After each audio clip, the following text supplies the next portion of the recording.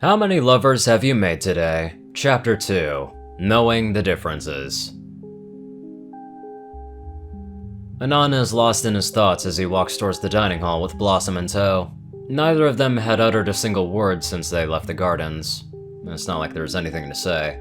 For the most part, Anon has been dwelling on what Twilight had asked of him. He can't wrap his head around that mare one bit, not that he cares to try.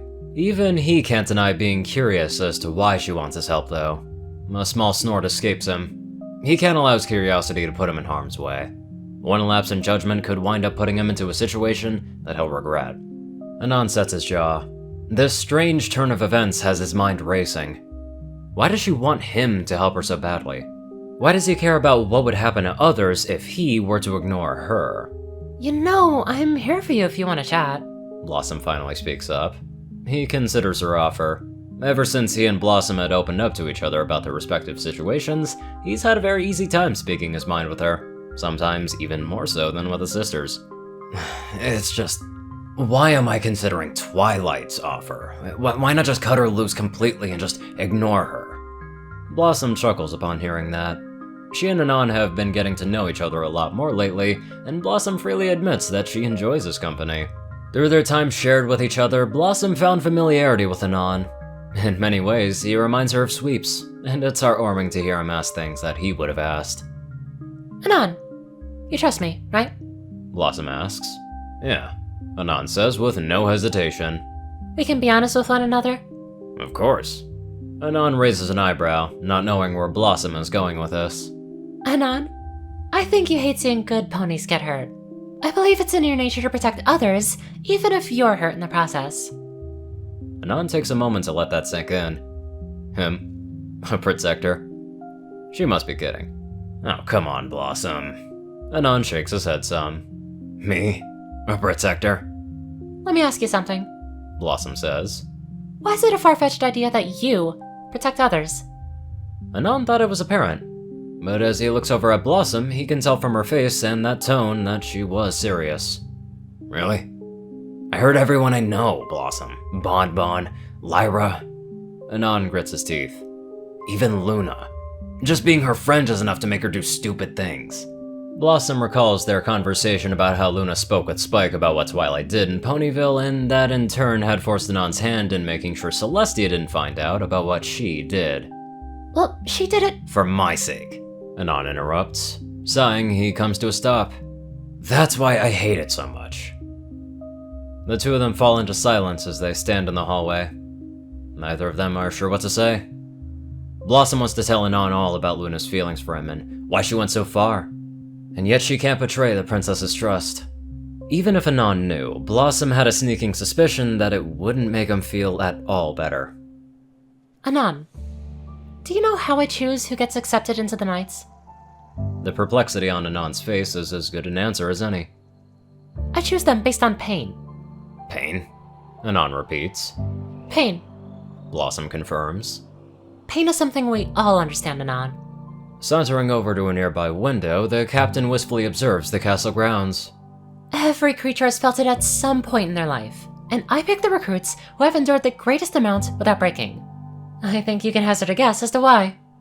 Anon maintains a silence, opting to join Blossom in staring out over Canterlot. Pain is what allows living beings to empathize with those in need of help, because there was a moment in that being's life where they cried out for help, and no one even answered in their plea. These are the ones who are ready to drop everything and come running to help their fellows whenever they call. Anon wishes to scoff, but remains silent. Where were these creatures when he needed help? He was alone for so long, and it was only Celestia that really did any saving back then. Still, hearing how adamant and straightforward Blossom is being is... well, it's enough to keep him listening. You have that same mentality, Anon. It's just buried beneath all of your fear. You hate to see good creatures coming to harm, so you weigh any and all options available to reach the best outcome. It's why you pushed your business partners away to save their relationship. It's why you helped Spike and why you're considering helping Twilight now, despite everything that she put you through. Because deep down, by helping her, you're helping Celestia. And that means more to you than your own well-being. Grimacing, Anon returns to peering out the window.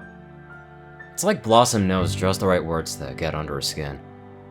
"You're wrong," Anon mumbles. Blossom continues down towards the dining hall. We all hate ourselves, Anon. It's why we have friends at our side to remind us of the good that we have inside of us.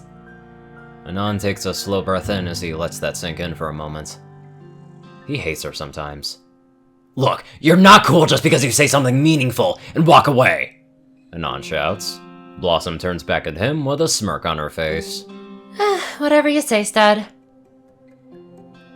The three royal princesses made their way to the dining hall. The three of them had discussed a lot, and Celestia had tried her best to commit everything to memory.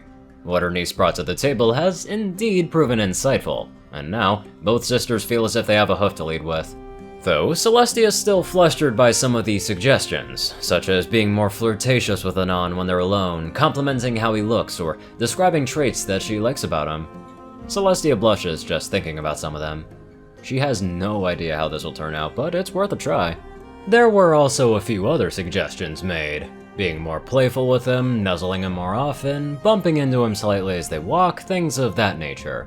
Cadence suggested going slow with Anon after hearing a bit more about him, and she worried that being too forward would scare him away. So, no seduction tactics just yet, those would just come later, if all else failed. Cadence did praise her aunts for getting Anon to be more comfortable around them in the nude, even if she didn't fully understand his aversion to the entire thing. All she saw it as was a small step to bring her aunts closer to Anon. That was also another thing. It was recommended that Luna hang back during this process and prepare herself to successfully form a herd with Anon later. Again, his skittish nature would only harm any chances for a relationship if he felt pressured into one. Luna was willing to accept this, as it was part of the original plan. With a detail set, the three of them were much more confident. Granted, they still feel butterflies, but at least they no longer feel as ignorant as they were before. So, we have gone over a lot. I'll give you two some time to digest all this information. If you need to ask me anything, do not hesitate to find me. For now, Shining and I are on our way to take Twilight out for breakfast. Cadence says with a smile. That's news to Celestia. Oh? It's nice knowing that my student isn't cooped up in the castle. Is this a regular thing? Celestia asks. Not really. It wasn't an easy sell, but she eventually accepted our offer. I want to help Twilight get into the public a bit more. Maybe it will help her with her social problems. That's a very nice thought, Cadence. Just try not to push her too far, will you? I know, Auntie, it won't be a problem. I'll see you two later. Celestia waves a farewell as Cadence walks down another hallway. Luna, for the most part, has kept to herself, something that has not gone unnoticed by Celestia. Luna? Is something bothering you? Just taking a moment to think over what we've discussed. Luna huffs. I'll be honest, I'm worried that Anon may not be interested in us. Yes, this is a doubt Celestia is all too familiar with. It has been bothering her for a while now. Sure, they are friends, but Anon still has a long way to go before he breaks from a shell. The simple act of being naked around another was aberrant to him when he first arrived, so what of dating another species? Celestia knows a little about Anon's world and how human society views these things. Not only that, but Celestia is still anxious that Anon may accept her advances not out of love, but obligation. I have concerns as well, Lulu. Celestia rests her wing on her sister's back. But we are in this together, right? Luna stands tall with newfound determination. Of course, Tia. Together. I get a smile from Celestia. Let's not keep Anon waiting then. I'm sure he's already at the dining hall as we speak. The one thing that would make me laugh my ass off is if Anon didn't go for Celestia or Luna or anyone else, but instead went for Blossom. Now, at the moment of this, I have no idea what Blossom's background is, but I would still laugh either way. Now let's get on to our clever donators. Top donators, Dash of Evergreen, Peter Coulthard, J Tin Man, Darkside, and Ponyman. Courier Crucii, Strix, Zar630, Delta Omega, Runescythe9852, Dospo, Rhiny Dragonwolf, Hunter Norman, Austin Roland, Secret Moon, Talrasha, The Toilet Snake, Sword Brother and Mordred, Cerberus, Goulash Eating Hazar, Ronin Wandering, Enderai63, Random Person Man Guy, Starlight Glimmer, Squiddy Boy, David E. Sanchez, Soul Dragon, Gaggy, Trey, Shadow Drake, Joe Piercy, Alex F., Rainbow Dash, Teal'c Anderson, TV Killer, John Becker, Leon Reynolds, Raven Speedster, Zach Raquel, Mr. ECU, and Leslie Prickett. Thank you all so much for watching this video, and live life to the fullest.